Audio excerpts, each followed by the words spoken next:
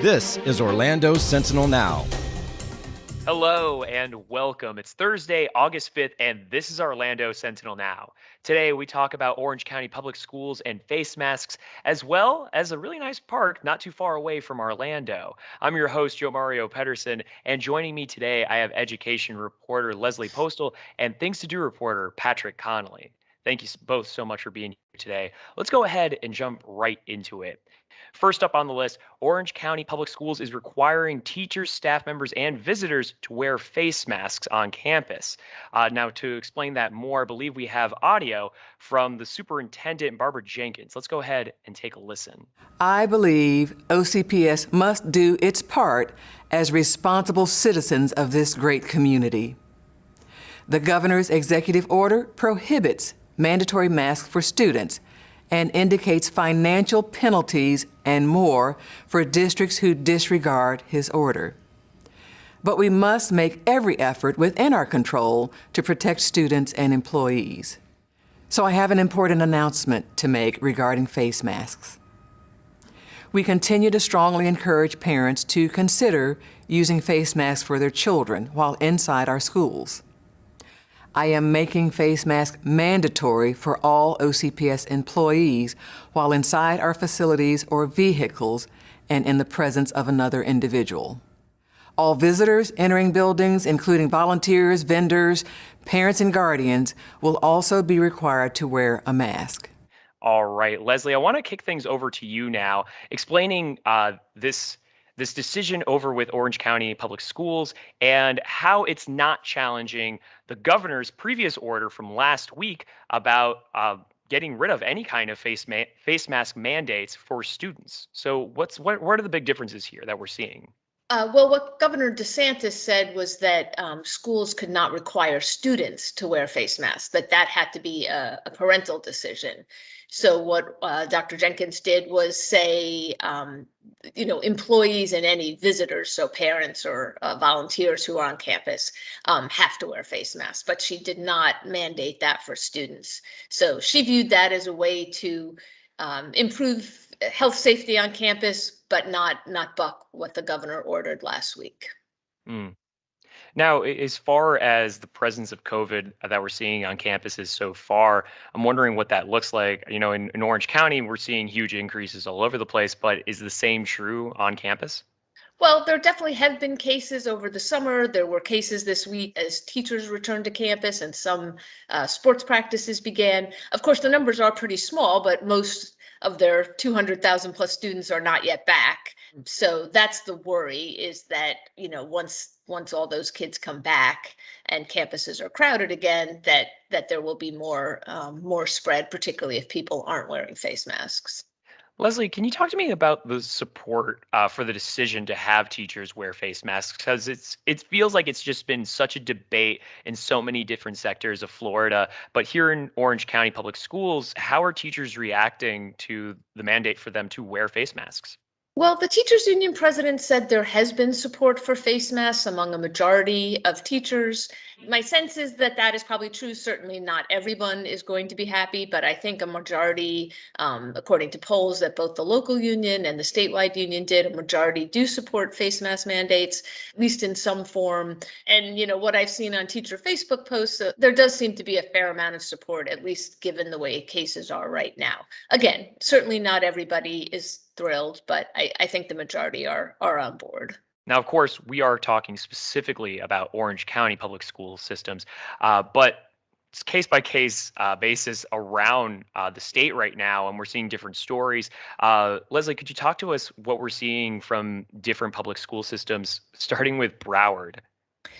Yeah, Broward's interesting. They had actually adopted a face mask rule for everyone, students included, last week, I believe, just ahead of the governor's announcement.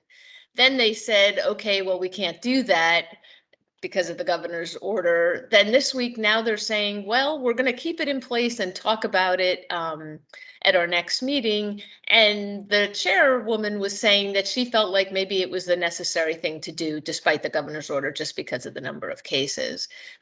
Alachua County Schools this week said we're going to require masks for everyone, students included, for 2 weeks. So that was interesting. Duval County said masks are required for students unless the parent opts them out. So kind of made the onus on the parents to fill out something and say, no, my child will not be wearing a face mask. And in Leon County, the superintendent said he wants a face mask mandate, sent a letter to the governor saying, please let us make local decisions that we think are best. So, I mean, there's 67 counties, and that's just a handful of places that so far are pushing back, but there certainly seems to be some pushback. One last question for you, Leslie. Back over to Orange County here with the mandate for teachers, visitors, and staff members to be wearing face masks. Is there any chance that we might see a change in that and it might be required for students? Or is this pretty much the way it's going to begin for the start of the school year?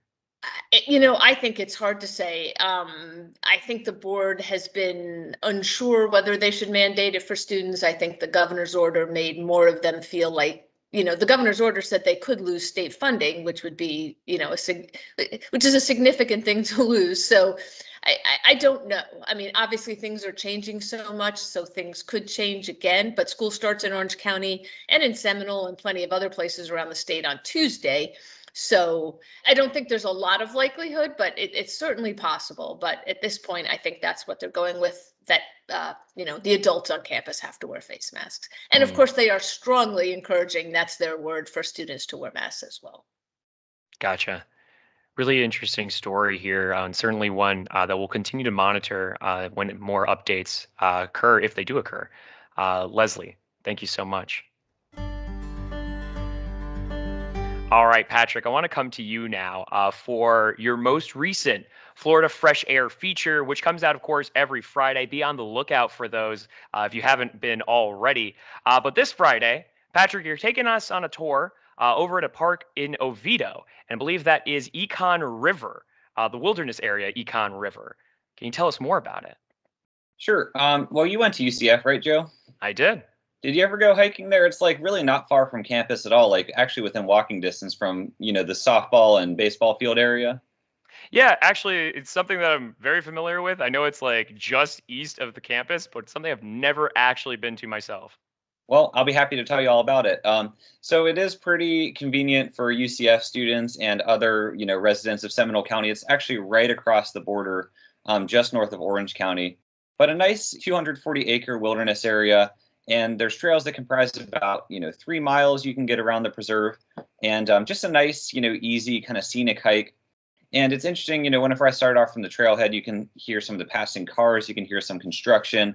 There was a leaf blower that was kind of bothering me particularly. But as you go further into the trail, you go across a boardwalk and into some pine flatwoods. And, there's parts of the trail where you can still catch glimpses of houses because it is nestled in between neighborhoods. But you do start to get kind of a nice, little urban escape where you feel like you're close to things, but you're kind of removed from it all at the same time. So taking the trail, you can get over to the Econ River. And well, whenever I was there, you kind of have to be careful because parts of the trail are underwater right now. And that's just as a result of it being the wet summer months. So this hike may actually be a little bit more ideal to do whenever it's not so wet out and the river isn't so high. But regardless, it was a nice hike, saw some wildflowers. A little bit short on wildlife. However, I did see a cardinal, a squirrel. You might catch, a gopher tortoise here and there. And I think whenever I got down by the river, I heard what I thought were probably tree frogs as well, kind of just, making a nice natural soundtrack. So not a bad hike, and like I said, a nice way to escape, especially if you're in the UCF area, kind of in that area between UCF and Oviedo. It's pretty, it's a good urban escape. It sounds like it. It sounds really soothing. I imagine, especially for students that are looking to avoid pressures of examinations or anything like that. But for those who are interested in going, Patrick, what are some things they should know about the park before they go? Sure. So it's open from sunrise to sunset daily, and you'll want to make sure that you are out of there by, dusk, sunset time, because they do lock the gates. There's a nice little pavilion with a picnic bench where you could sit and read a book by a pond really not far from the trailhead. And I would say, there are 2 handicap accessible parking spaces whenever you get to the trailhead. And the trail is kind of like pretty nice, like gravel. So it may actually be accessible for people who use wheelchairs and powered scooters. I would say pack some bug spray, water, the usual stuff. And, leash pets are allowed. And I should mention, too, that cycling and local equestrian riding is also allowed at this trail. So you have a couple options for using this trail system. Gotcha. If y'all are looking for more, be on the lookout for Patrick's Florida Fresh Air feature. Comes out tomorrow, comes out Friday, every Friday. So be on the lookout for this one and more. Patrick, thanks a lot. All right, before we all leave you today, we do want to talk about the weather. Thursday's weather presented by Premier Sotheby's International Realty. The weather in Orlando is looking slightly cooler than temperatures last week, with heat outside of the 90s and hitting a high today of 87 in the evening. The low should be 74. There's a 60% chance of light rain in the afternoon and in the evening. Thunderstorm forecast from Friday and throughout the weekend, keeping temperatures outside of the 90s, but it will be hard to enjoy that kind of temperature as the outdoors will be faced with shower odds of 70% from Friday until Sunday. But if you're looking for more information on that, be sure to take a look at orlandosentinel.com, where, of course, you can find all the stories that we talked about here today as well. And for those of you who are subscribers to the Orlando Sentinel, thank you so much for supporting our work and supporting local journalism. If you want to become a subscriber, it's easy to do so. All you need to do is visit orlandosentinel.com/subscribe. But as for OSN, that will do it for us today. A big thank you to Leslie and Patrick for keeping us filled in on what's going on in our community. We'll be back again with more news tomorrow at noon. We'll see you then. Stay healthy, stay safe. Watch Orlando Sentinel Now live every weekday at noon on our Facebook page and on orlandosentinel.com.